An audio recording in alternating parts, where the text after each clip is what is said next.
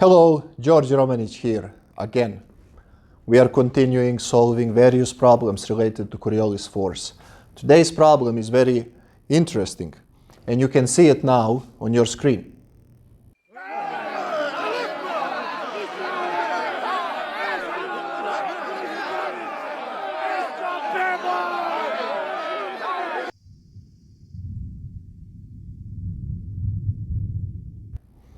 Well, to do that, we just use concept of Rossby number.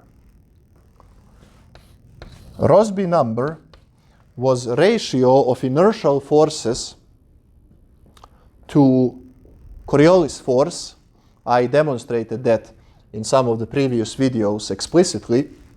And the Rossby number is U over FL, where U is velocity of this bird, L is the distance that the bird is traveling. So I shouldn't say it like that. I should say U is characteristic velocity, L is characteristic length, and F is Coriolis parameter. So in our problem, this U is intensity of this V, F is F, and L is L, because we have the same notation. So we calculate, you remember, if Coriolis number is very, very large, and by very large I mean much larger than 1, then Coriolis force is not important because inertial forces dominate.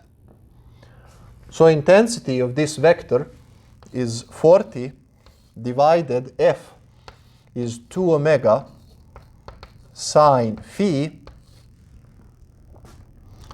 and times L.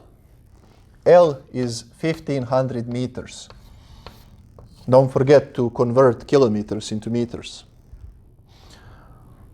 You know, hopefully by now, you know that omega is 7.27 times 10 to power negative 5 radians per second.